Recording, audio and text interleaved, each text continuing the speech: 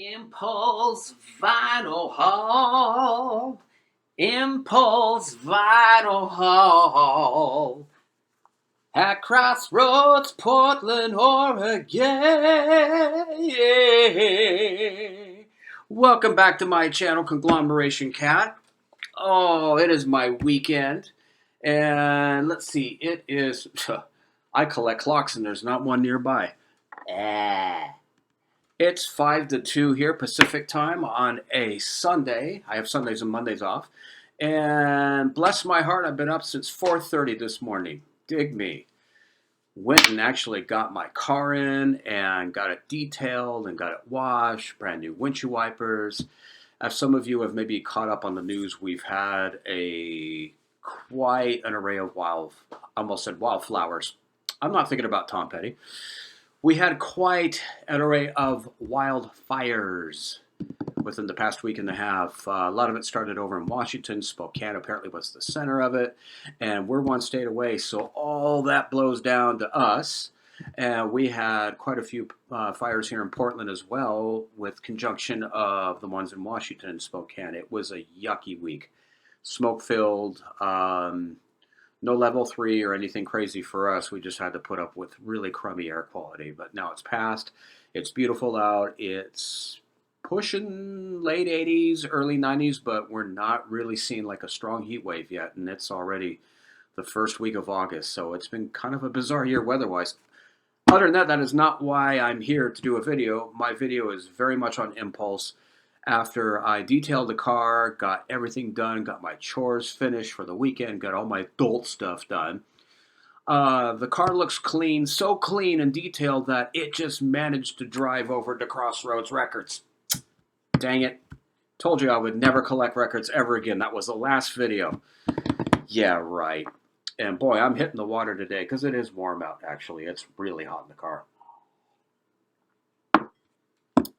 So I'm going to start off with, I literally just got back home like 20 minutes ago, half hour ago. And I just couldn't help but go on impulse and make a new video of the newest record haul. We're going to start out with Meet the Beatles and Shrink Wrap. This is really cool. Not bad shape. Got to be early 70s press because it's on the Apple label. It's not on Capitol per se, but it's the original Apple label. Baby, you can drive my car. There we go. Pretty darn clean for an early Apple pressing. Sounds great. No skips or scratches, dust, mites, pickles, cotton blossoms. It's all here. Found it for a really good price too. How am I going to show this one? I guess I can't because it's a nude cover.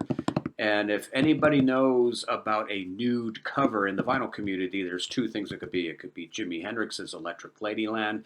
No, that's not what it is. It's Blind Faith, and it's an original UK 70s pressing of the original and famous Naked Girl.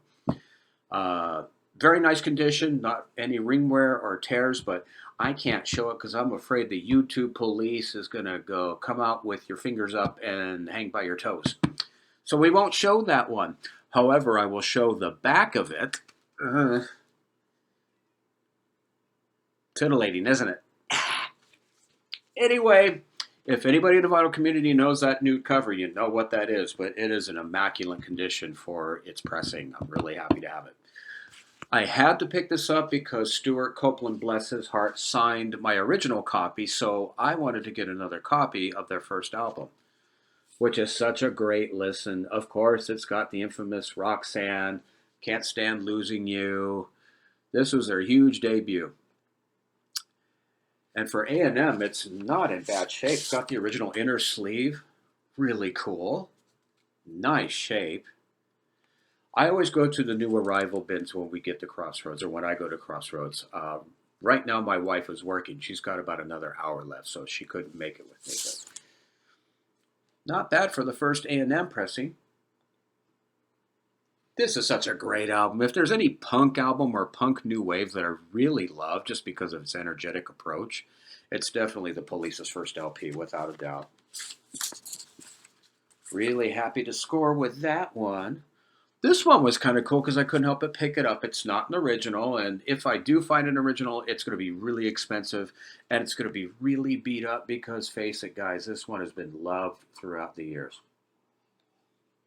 And I'm talking about Grateful Dead's American Beauty. We got the 50th anniversary, which is kind of cool. It's a collector's edition, 180 gram. Anyway, couldn't help but bring that one home. I love a lot of the songs off this album. I had this album a long time ago. I think my very favorite Grateful Dead song in the entire catalog is probably Ripple. Anytime that I felt like going to an open mic and the open mic was kind of somber or it wasn't really kind of cohesive or together, I would ask whoever was hosting if I could just maybe play one song to kind of get people in the mood that night. And I would always play Ripple, and that always seemed to kind of change the mood in a really good way. It always brought people together. And it's an easy song to do. It's really not technically complex or advanced. It's just a fun song to do. But a lot of great songs on this. Box of Rain, Friend of the Devil, Sugar Magnolia. I mean, it just goes on and on. This is like, pronounces their acoustic album because they were definitely electric in the day, along with the airplane and the San Francisco scene. You know the story. But wow, I couldn't help but grab this. And this is a German pressing, I guess, made in Germany. So got a steal for that. This one fascinated me because, one, I never owned it, and second of all, I'm not an extreme Bob Dylan fan. I love a lot of his stuff in between and few far. Like, for instance, I grew up with Nashville Skyline. My dad had that dubbed onto an old reel-to-reel tape when I was a toddler. And I just love the real country feel that he does with that. You could tell he's kind of playful and he's doing something totally different with his voice. But as far as that, I was never like a Dylan worshiper. I certainly admire him to the T. And my parents had their greatest hits. Yeah, Dylan's band had their greatest hits album. They had his greatest hits album, I think in mono. It wasn't a stereo pressing. But this one caught my eye. It is a reissue, but I couldn't help but get it because I've never seen it this clean. And for the price, I just couldn't put it back. I got Blonde on Blonde, and I've never had this before. I was amazed on what nice condition it was. This is an actual gatefold. Really in very nice, clean shape. I was very impressed to find this. The spine's intact. There's no ringworm. I almost said ringworm. Let me add some more water. It had no ring wear on the jacket.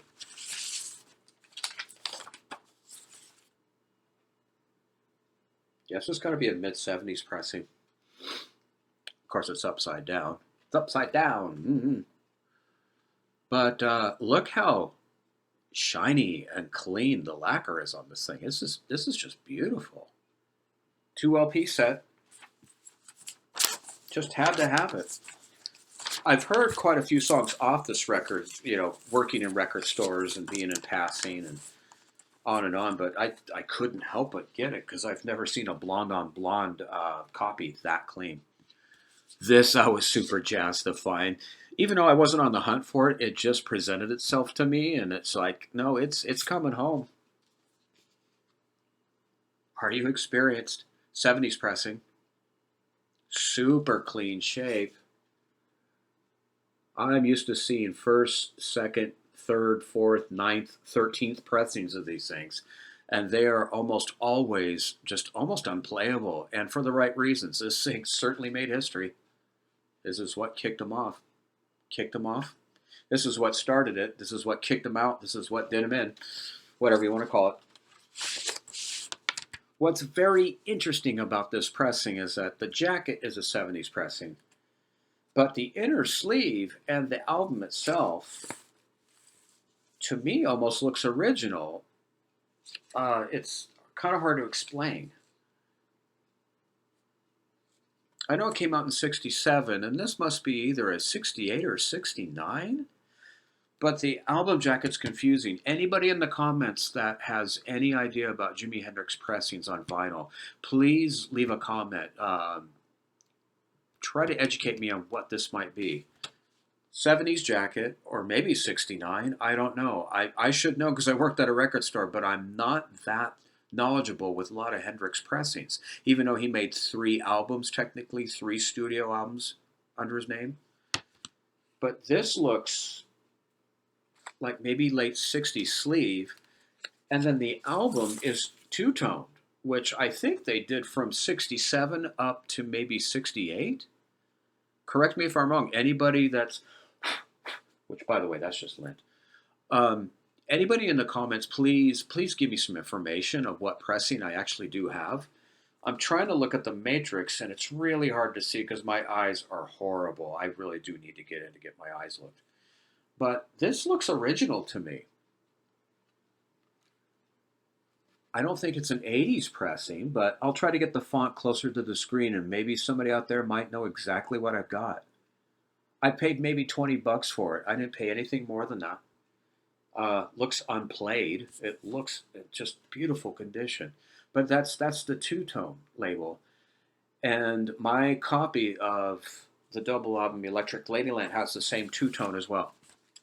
And it's immaculate condition. I should have paid much more than what I actually got it for. Okay, I saved the best for the last. Now, my wife doesn't know that I got this for her because she's been looking for almost a year for this on vinyl. And we got on eBay and we went, well, what pressing do we get? And oh my gosh, it's this much amount. We'll just get it down the line. We'll just pick it up somewhere online because how are we going to find this out in the wild? Ladies and gentlemen, this is insane because like I keep saying in all of my vinyl videos, you can't go in expecting to find what you're looking for. If it's meant to be, it will show up in front of you, and it is the most undescribable feeling because you go in not really thinking about your wish list, and when something pops up in front of you, it just knocks you for a loop. I swore I felt myself levitate for about 2 minutes straight because this is something that my wife Lauren has been looking for a long time. And I looked in the new arrivals bin, and the gentleman that worked there says, we just got that in last night. Like, we put that out before close. And they opened up about 12 o'clock today. And it is Rush's Clockwork Angels. Holy crap. She is going to freak. She doesn't know I'm making this video yet. So when she helps me edit, she's going to be pleasantly surprised. And it's her Friday, so she's going into her weekend, which means that guess what we're doing this weekend? We are going to listen to this front to back. How fitting. This is insane. Again, I wasn't going in there thinking, I'm going to find what my wife has been looking for almost, I want to say, a little bit over a year. And like it in our the Blanca Banana. In my past videos, I've shown pretty much the Rush collection that we've collected over the past year and a half. And again, it's crazy. We just like, yeah, wouldn't that be cool if we found that? And it's kind of like it sets in the motion. We get there and boom, there it is, and it's coming home. This thing doesn't look like it's been played at all. Maybe once, maybe twice. Little dusty inside, but nothing crazy. I'm really trying hard to get my dyslexia going in. There we go. This has got the inner sleeves. It's got lyrics. She is going to absolutely freak out. And it's a 2-album set.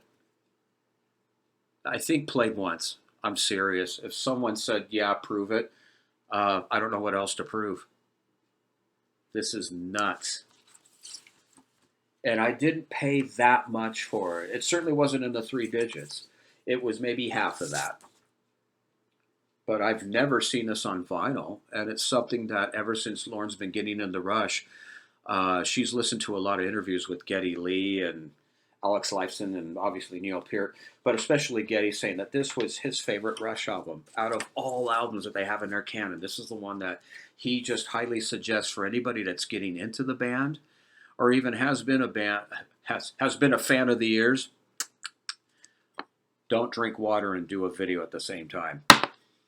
even if the casual fan hasn't heard much of their material or has been a hardcore fan, he really suggests going to this album because I guess he claims that this is kind of, I would say, the hardest they work, but the most creative output that they've ever done, in his opinion. It may not be what fans or other people think necessarily, but it's just unbelievable. I found this for her. It's just crazy. So that is the new Impulse vinyl haul. That was not planned, not on schedule. It just happened, and here we go. Leave me a comment in the comments below. Again, just a reminder, anybody that knows their Hendrix stuff with vinyl, shine a little light on this. I am really curious. Otherwise, I'll just do some research online, but I just find it so strange. It has a two-tone label, and it doesn't look like a repress from the 70s because they took away that orange label, and it was just kind of a bronze, orangish label that they use for the 70s moving forward. So anyway, I hope everyone's doing well. Click like and subscribe. Don't know if it helps the channel, but again, I'm just having the time of my life, and it's just so fun to go to my candy store, not expecting to find these gems, and there they are. Really support these guys. They are fantastic. It's my favorite record store in Portland, Oregon. I will talk to you later, guys. Hopefully a new video will be surfacing soon after this one, and you guys stay safe, and we'll talk to you soon. Ta-ta.